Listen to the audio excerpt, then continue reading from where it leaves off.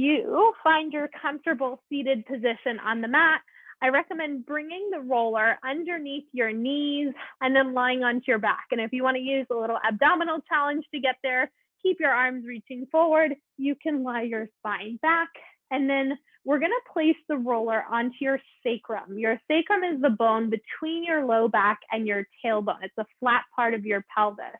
So if you lift your hips up, we'll place the roller underneath the sacrum, and you can move it around a little bit to feel what that position is that works best for your body. It should feel relatively comfortable once you get your hips up into this setup.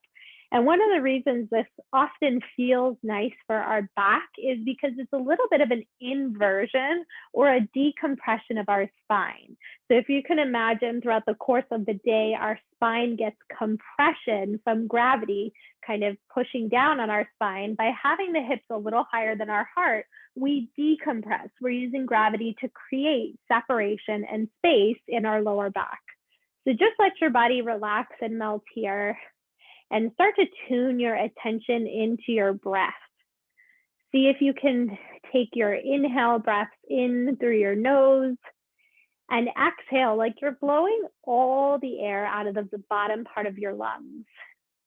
Imagine like there's a little bit of air that remains in the bottom part of your lungs with each of your breaths. You want to get rid of all that air.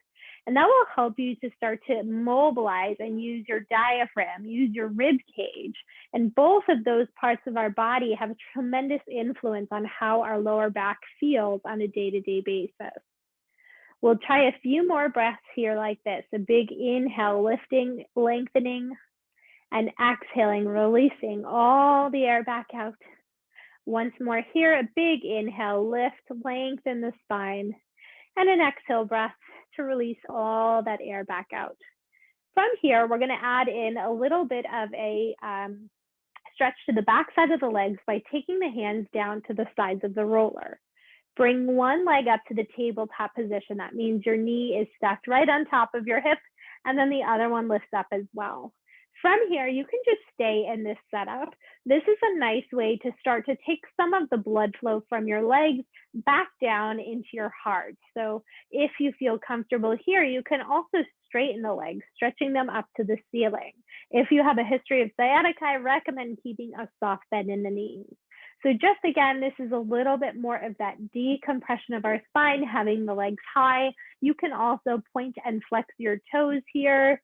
You can even bend and straighten your knees a little bit if that feels good, starting to send some of that blood down our legs back into our heart, but also getting a nice stretch and length of the backside of the legs, maybe even taking away some of the pressure we feel on a regular basis in our lower back. We'll spend just another moment or two here. You can do a few of those bend and straightens if that feels good. Continue with the pedaling if that feels good. We're going to take this into a hip flexor stretch. The hip flexor is on the front of our hip bones. So we'll take the right knee in towards our chest, gently hugging that knee, and then lower the left leg down as low as you can go. Maybe it's just hovering off the floor. Maybe it can tap onto the floor. But find a position where you feel like you are getting a stretch across the front of your left hip. If you are getting pinching in the front of your right hip, hug behind the right thigh and gently push your right thigh bone away from your body. So that should minimize the pinch while still maintaining a stretch through the left side. You can deepen this stretch by pulling the left side towards the midline of your body and reaching the heel as far away as you can go. If you're feeling this in your back, there's a good chance your back is too arched here. So draw your rib cage down, like you're almost trying to tighten your abdominals, keeping the space between your ribs and hips relatively small. We'll hold and breathe here, allowing that left hip crease to open up, arcing towards the ceiling, and a big breath out. And we'll try one more breath in like that. And then we go ahead and switch to the other side. So you can take the left hand behind your thigh bone and reach the right leg out. And it's always interesting for me to notice the differences from side to side. I always feel my right one is quite a bit tighter than the left. And you guys may notice the opposite, or maybe they're both symmetrical. You can deepen the stretch on the right side by reaching that right heel away, pulling the heel a little bit closer to the midline of the body. And if you're getting any pinching in the front of your left hip, push the thigh bone ever so gently away from your body against the pressure of your hands. And that should help to decrease the pinch while you still feel a nice stretch and opening across the front of your right hip. Good. Now we care about the hip flexors because this muscle attaches right onto our low back. So if you feel that it's particularly tight, especially on one side, it's likely that it's pulling on your low back a bit and maybe causing some stress to the back over the course of the day. We'll take one more deep breath here and then gather both knees in towards the chest. And you can very gently rock from side to side. Maybe you hold onto the roller. It's a nice little massage for some of the tiny muscles right at the base of our spine. Now we're going to take one more stretch here, which is for the inner thighs. And tightness along the inner thighs can also add to more stress in the lower back by restricting our ability to rotate or twist when we do certain movements. So from here, reach the legs up to the ceiling, and without dropping them forward, you can allow them to open sideways and then back up through the center. For this one, you're not going to hold the stretch. You're going to keep moving and working just in a gentle range of motion. This should not be the most intense stretch you've ever done. It should be gentle and then right back in. Moving quickly into an end range of motion stretch here is not going to feel great, and it might actually cause a little bit of cramping or pulling in the muscle. By moving more carefully in and out, a little more dynamic stretch, we're able to warm up the muscle and get the same amount of range of motion. 3 more here. We open and sweep together. That's it. Last 2. And one more time here. Good. And then you can drop both of your feet down. We're going to remove the roller out from underneath our hips and place our hips down onto the mat. From here, we'll take a roll up. So if you guys would like to roll all the way on up to seated position, or you can just press yourself on up to sitting, we'll take the roller now behind our upper back. So we just did lots of work for the hips. Now we're going to do a little bit of work for the upper back to take away stress from our low back. So what I recommend is holding the roller with your hands so that it stays steady, drawing your rib cage down onto the roller. So the roller is just below my shoulder blades. I'm going to bend my knees, place the feet flat onto the floor, keep pushing the ribs into the roller so it doesn't pop out from underneath me, and then hold my head in the hands. So in this position, you should feel even weight of both sides of your spine pressing onto the roller. We're going to start with a quick assessment here by lifting the hips up, rolling to the top of the upper back, and then down just below the shoulder blades. So gently rolling back and forth between those 2 points. We are rolling here only along the rib cage and the upper back.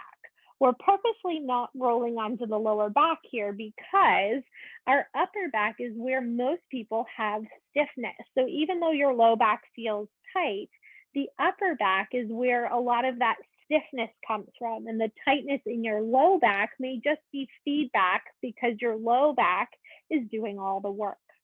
So we're just gently rolling back and forth here. Elbows are in your peripheral vision and checking in to see where are those tight spots on our spine. We're also getting a nice little massage of some of the muscles along the sides of our spine as we work through this setup. So when you find one of those spots that you say, you know, that one is a little bit tighter than the rest, place your bottom down and drape your spine backwards over the roller. You can gently come back up, maybe find a slightly different spot, also place your bottom down and do the same thing. And as you drape back, I want you to think of pulling your ribs down, but letting your sternum drop back. So it's not a lift of the low back, it's actually just an arcing of the upper back, like you're trying to mold your body to the shape of the roller behind you. And if you feel more comfortable just kind of going back and forth with that rolling here, that is okay as well. You're getting a really nice mobility of the whole upper back with this rolling. You might also hear some clicking, popping, cracking in your back, and that's a good thing. You're getting movement where we're hoping to get some movement, which is in the upper back here. Now I'm going to show you the dimensions where you can start to customize this rolling to your body. So you guys can keep rolling, but I will show you here so you can understand the pattern of motion. We're going to add side bending and rotation. So side bending is tipping one elbow towards your hip. Rotation is turning one elbow up to the ceiling. So we're going to do that while we're rolling. And that's going to help you to get a little deeper into some of those tricky to get spots in your spine. So we'll start side bending first. So I'm going to tip my right elbow towards my right hip as I roll back and forth. That opens my left side. And you can go right into the other side, left elbow towards left hip to open the right side. And just notice and see, where do you need more attention? Maybe it's pretty symmetrical, or maybe you say, whoa, I need to spend a lot more time on my left side. And if that's the case, that's okay. It's okay to be asymmetrical in this type of movement here. You can also play around with that rotation. So with rotation, that's turning one elbow up and one elbow down, rolling along kind of the side of your rib cage. And this one can be quite tender. We do have our lat muscle here, which is our shoulder muscle. It helps to depress the shoulder blades. That muscle attaches way down to our low back. So that can also be an offender of having some tightness from all the way up from the shoulders down to the low back. So explore both sides, and maybe you say, you know, they both feel good, I'm going to stick to the center, or you want to spend a little bit more time on one. If it's too intense, you can place your hips down and just pause in this posture, or you can keep the hips lifted to continue to roll back and forth. And these ones are always quite tender for me. Good. So as you're rolling here, make sure that you are still breathing. Your head is heavy in your hands so that your neck can stay relaxed, and you're pressing the feet evenly into the floor. We'll just take another moment or two here before we add in a little bit of strength work. Good. So you can go ahead and sit on up, take a moment's rest, shake it out. Ooh, it always feels nice after you sit up. Hopefully you feel like you can take a bigger breath. Now, we just built in better extension, so leaning backwards in our spine. We're going to reinforce that with some abdominal work in that same position. So we'll reset up, but this time your butt is going to stay down with the roller right behind your shoulder blades. Butt is down, feet are down, and you're holding your head in your hands. Once you're in this position, just like I emphasized before, you want to imagine like that roller is going to roll out from underneath you by pushing the rib cage into the roller so that the roller is nice and stuck in place. Keeping that backward pressure from the ribs, we drape our spine backwards with an inhale breath. Exhale to lift up. Inhale, we drape back. Exhale, we lift up. So imagine this movement as a lengthening of your rib cage back and a contraction of your rib cage to lift. It's not my head that's doing the work here. It is my rib cage draping back and coming up. And I'm not coming up way far forward. I'm just lifting to that neutral position, like my body is kind of in that starting setup we began. Head stays heavy in the hands. 3 more. We inhale back, exhale, lift. Last 2, exhale to lift. 1 more time there. Exhale, we lift and hold. Now keep the pressure on the roller behind you. Right leg left and then left. So we're marching from side to side. Notice if you lose the pressure of your back on the roller behind you as you march. This is abdominal work here. Our abdominals most definitely provide a tremendous support for our spine. If this is feeling particularly easy, you can bring both legs to your tabletop position and then alternate instead, lowering the legs down, but only if you can keep the pressure of your ribs on the roller back behind you. 4 more. and 3. That's it here, guys. Last 2, last 1. Place the feet down and go ahead and take one more stretch, leaning back over the roller. And then we'll gently come on up to sitting. Whew, that was a lot of core work there. And take a little rest. So next up, we're going to roll out our glutes, our butt muscles. So we're going to take a seat right on top of the roller. And we focus on the glutes. Again, just like we were stretching the hip flexors before, the glutes are attached to our pelvis. They have a tremendous impact on how our lower back moves, but they also support our low back when we're bending over, when we're squatting, when we're picking things up. So we're going to start on the left side. Place your left hand down onto the floor.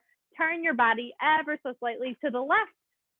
So you're kind of seated right on top of the muscle on your left glute.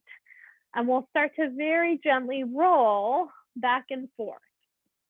And you can find the position that feels good for your body, sinking your shoulder away from your ear. You want to be rolling here on muscles. So we've got muscles, but we've also got a bunch of big bones in the area.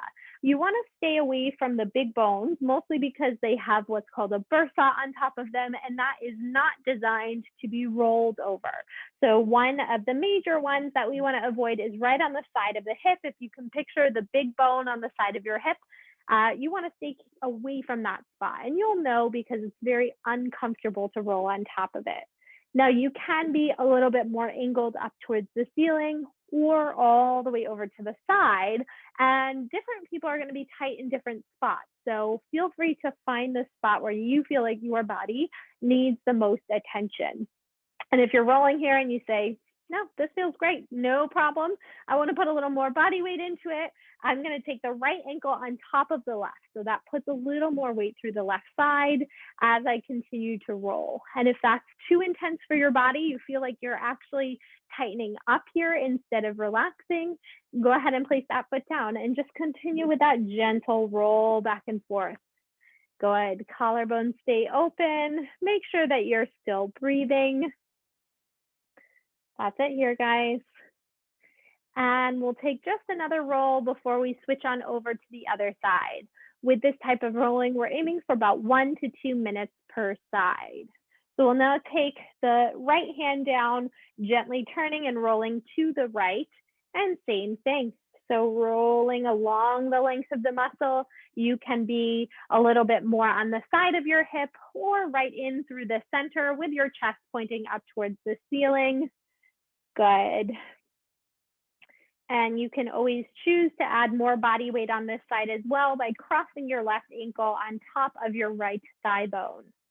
This type of rolling is designed to be done 2 to 3 days a week. It does not need to be done every day. And the reason being is that we are creating micro damage into the tissue, and that micro damage needs some time to heal. And that micro damage is intentional. That's how we create a healing process. But if we were to do this every single day, that might be a little bit too much. We might not have that same healing time. Good. Just another moment here for that right side. And then we're going to take our hips off, rolling the roller under our knees once again. So we just did an awesome mobilization of that tissue. Now we're going to use the muscle. So bringing some extra blood flow to the tissue by using it, coming into a bridge position. So if you would like to roll down to lie on your back, you can do that here, or just choose to lie down. We're going to take the arches of the feet right on top of the roller. And you want to make sure your roller is even on both sides. It should be fairly close to your bottom, almost close enough to be able to tap it with your fingertips. Now, before we do anything here, I want you to feel even weight under both of your feet, pressing downward into the roller. And that downward pressure should make you feel some of the muscles on the back of your legs, your hamstrings start to work. You can even bring your hands there. Make sure that you feel a little bit of work of those muscles. They tighten underneath your fingers. Once you feel that, and if that's too much, you can always stay here. But once you feel it, keep that work of a downward pressure into the feet and lift your hips up high. and then slowly, gently lowering back down. I know that sounds obvious, pushing into your feet, but you'd be surprised how quickly those muscles can turn off when they feel the work of this exercise of lifting the hips themselves. When they turn off, that's when we often get a cramp. So if you feel like you are cramping here, emphasize the push down into your feet. And that may mean that this is too much for the muscle. So you might just practice pressing the feet down into the floor. We'll take 3 more. The hips lift, gently lowering back down. Exhale, last 2, you lift up and lower back down. Last time here, exhale, we lift up and lower back down. Drop the hips down and take a little rest. You can let your legs rock from side to side, rinsing out the lower back. Whew, those are tricky. All right, so we're gonna roll the roller away from us with our feet, letting our ankles rest on. If you would like to try that roll up again, I know we've got lots of up and down in today's class. Reach your fingertips long back behind you, take an inhale, exhale, fingertips slide up to the ceiling, and you curl coming up onto a seat. We're gonna take a little bit of rotation next. So we'll set up in the all fours position with your roller on the right side of your mat. Okay, so lengthwise, the right side of the mat, we're gonna set up in the all fours position so that your right hand is right next to your roller. Hands are gonna fall underneath your shoulders, knees underneath your hips. And if you need any extra padding here, just roll up your mat a couple of times. We're gonna take the left hand, your outside hand, underneath the right one onto the roller. Once you have that position, push the roller away by bending your right elbow and looking towards the roller and come back up. Again, you push the roller away, drop the shoulder away from the ear and gently come back up. From the front, I'll show you guys so you can see in a little more detail. It looks like this. So my hips stay high and I'm just pushing the roller out. It's a really nice stretch of your side body as well as your shoulders here as you rotate and push the roller away and gently come back on up. Good. 3 more. And exhale, press on out, roll, reach 2. And last time there. Good. And then we'll take the same thing on the opposite side. So I'll show you guys the setup here before we transition. Is the right hand under the left one on top of the roller. So from the side,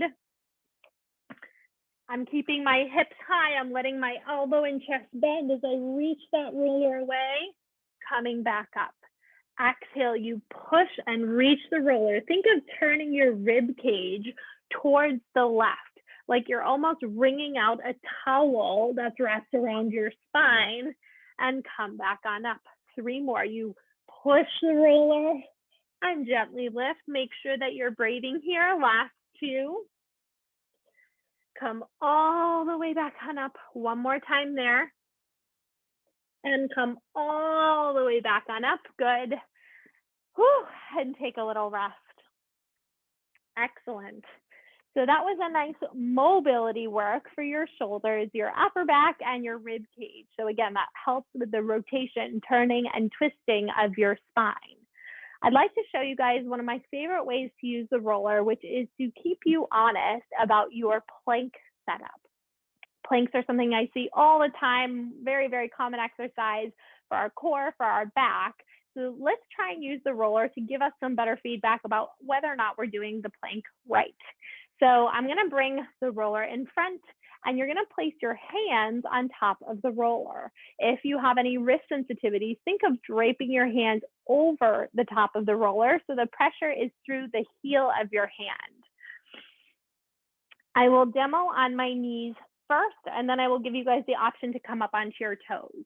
So all we're gonna do is hold the plank, but the challenge here is to keep the roller totally still as you hold a plank. So you're gonna walk your knees back and shift your hips forward to come into your plank alignment and just work to hold that roller still. Now, if you are someone who normally does plank up on your toes, instead you can walk your toes back behind you to hold the roller still. Now, I think you might find, wow, this is a lot trickier than I thought. I may come down and modify down on the knees. Push into your hands. Draw your rib cage away from the floor. Keep the neck long. We hold for 10, 9, 8, 7, 6, 5, 4, 3, 2, and 1. Come on down. You can keep your hands on that roller, and this time push the roller forward as you sit back into your child's pose.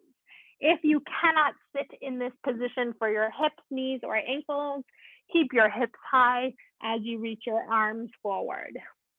You can also bend your elbows here for any shoulder discomfort that you may be having. And we'll take one more big breath here. And then roll, coming all the way on up to a seated position. You can set that roller off to the side. We'll find a comfortable seat on our mat, or if you choose to stand, you can stand here as well. We're going to finish with a little bit of breath work, just the way we began class. So finding your tall stack of your spine. Hopefully it's easier to find that stack now that you've done so much mobility work. We'll take an inhale to lift and grow the fingertips tall. Exhale, release, and lower the arms down by your side. Again, another inhale, lift, lengthen, and grow tall. Exhale, release, and drop the arms down. Last time here, big inhale, lift, grow long and tall. Exhale, release out, lower the arms down, and you can give yourself a pat on the back for completing the movement-based part of our class.